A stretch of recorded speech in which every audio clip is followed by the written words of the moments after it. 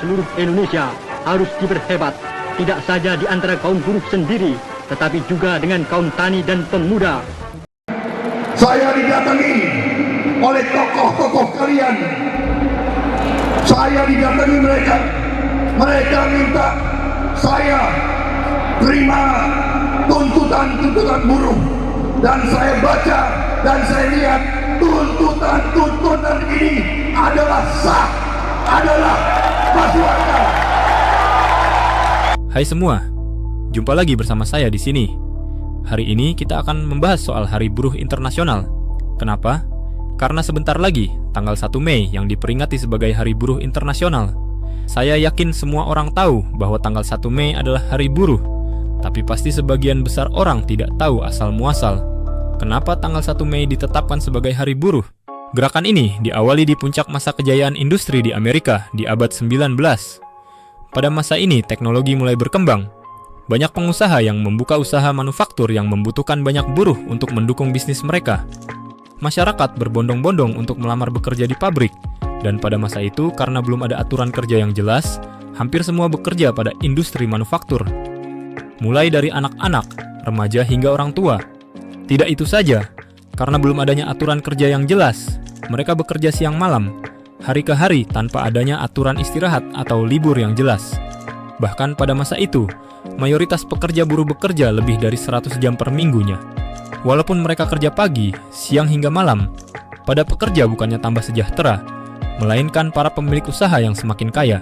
Kenapa? Karena para buruh bekerja dengan upah rendah dengan waktu tanpa batas. Melihat kondisi ini, para pekerja berinisiatif membentuk serikat pekerja dengan tujuan memperjuangkan hak-hak pekerja.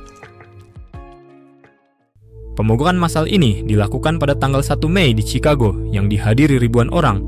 Mereka menuntut jam kerja yang lebih pendek dan manusiawi.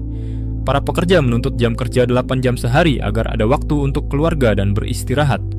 Selain itu, mereka menuntut pembatasan usia pekerja, khususnya membatasi pekerja anak-anak.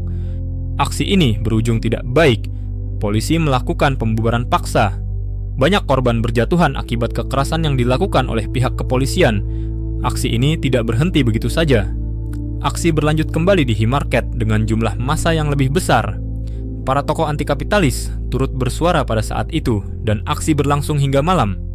Kondisi bukan semakin membaik, malah berujung fatal. Tiba-tiba di tengah kerumunan massa, sebuah bom meledak dan massa secara spontan bergerak sporadis, dan hal ini membuat polisi yang berjaga-jaga menjadi panik. Para penegak keamanan ini secara spontan menembaki kerumunan massa. Banyak korban jiwa yang jatuh, tidak saja dari para pekerja, juga dari pihak kepolisian. Sehari kemudian, banyak para tokoh dari sosialis yang hadir maupun tidak hadir pada saat itu ditangkap dan beberapa orang, diantaranya dijatuhi hukuman gantung. Para tokoh yang dihukum gantung seperti Agustinus Paes, Albert Parson, Adolf Fischer, dan George Engel. Mereka dieksekusi meskipun tidak ada bukti langsung yang menyatakan mereka pelaku dari aksi pelemparan bom saat itu. Sedangkan Louis Link melakukan bunuh diri di penjara. Ada beberapa tokoh lagi seperti Samuel Filden, Michael Schwab, dan Oscar Nebe.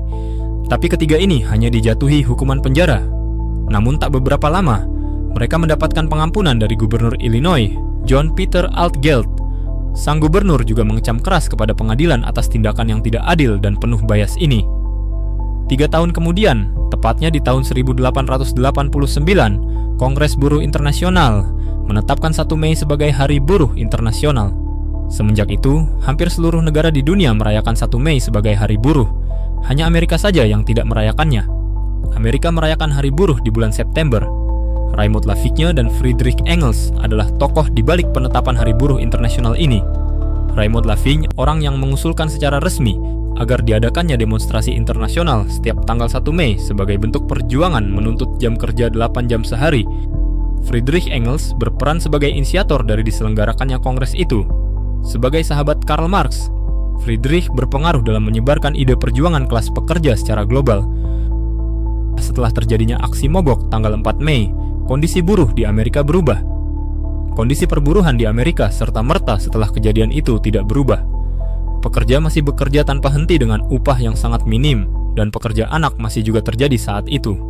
Tapi perjuangan itu tidaklah berhenti begitu saja. para pekerja terus berjuang, dan perjuangan ini baru terasa di tahun 1914 di mana pabrik kendaraan Amerika yaitu Ford secara sukarela mulai menerapkan jam kerja 8 jam sehari dan menggandakan upah. Prancis di tahun 1919 mulai menerapkan dan mengesahkan 8 jam kerja per hari setelah mendapatkan tekanan dari serikat buruh.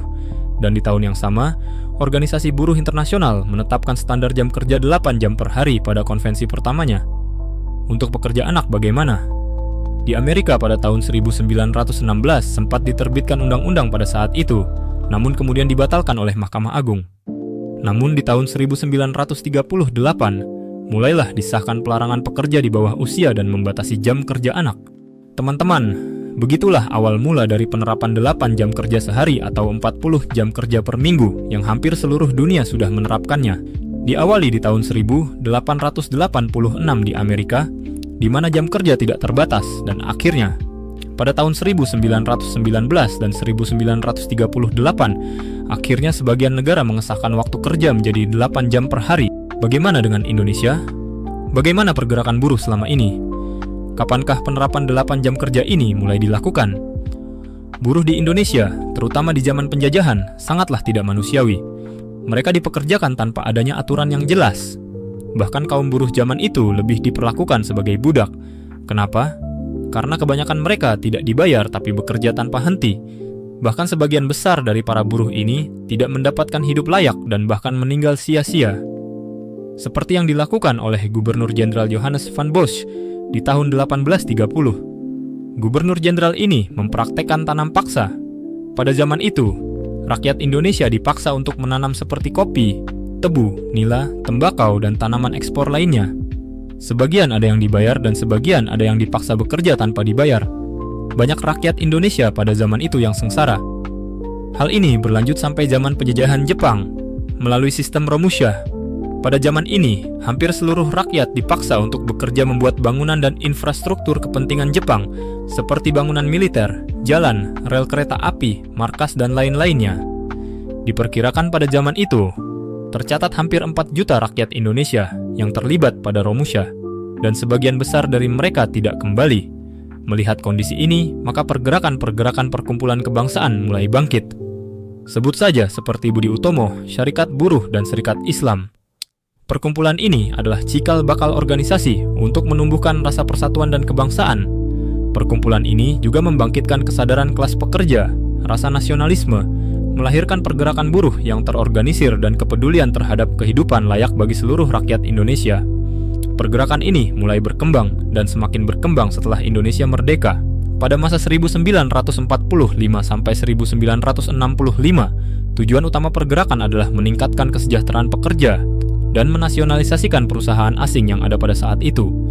Namun, pada pemerintahan Orde Baru, banyak perkumpulan-perkumpulan buruh yang dibubarkan karena terindikasi dengan pergerakan komunis pada saat itu. Pemerintahan Orde Baru hanya mengakui satu serikat saja, yaitu Serikat Pekerja Seluruh Indonesia. Namun, pergerakan buruh sangat diperketat dan aksi-aksi mogok dibatasi. Lebih dari 32 tahun pergerakan buruh dibatasi ruang geraknya. Pada reformasi politik tahun 1998, kebebasan berserikat kembali bebas. Banyak serikat buruh berdiri, sebut saja Konfederasi Serikat Pekerja Indonesia dan Konfederasi Serikat Buruh Sejahtera Indonesia sebagai contohnya. Buruh leluasa kembali melakukan aksi mogok kerja, terutama dalam menuntut kenaikan upah minimum, jaminan sosial, dan penolakan Omnibus Law. Para buruh sudah bebas kembali melakukan aksi bersama setiap 1 Mei sebagai hari puncak peringatan Hari Buruh Dunia. Beberapa catatan penting dari pergerakan buruh di Indonesia yang belum tuntas hingga saat ini adalah upah minimum yang diterapkan belum layak, penghapusan outsourcing atau kontrak jangka pendek, perlindungan pekerja perempuan, perlindungan PHK sepihak, pengurangan uang pesangon, dan beberapa isu-isu lainnya. Perjuangan buruh adalah sejarah tentang martabat manusia. Mereka yang bekerja bukan sekadar roda dalam mesin, tetapi jiwa dalam pembangunan bangsa. Maka saat kita mengenang perjuangan itu, kita tak hanya melihat masa lalu, tapi juga bertanya, sudahkah kita menghargai kerja, upah yang layak, dan keadilan sosial hari ini? Karena perjuangan buruh belum selesai. Ia masih berjalan di setiap suara yang tak didengar, di setiap tangan yang tak digenggam. Perjuangan buruh adalah bagian penting dari sejarah dunia dan Indonesia. Hak yang kita nikmati hari ini adalah hasil keringat dan darah mereka. Mari kita terus menghargai dan melanjutkan perjuangan ini. Jangan lupa like, subscribe, dan share agar lebih banyak orang tahu sejarah penting ini. Sampai jumpa di video berikutnya.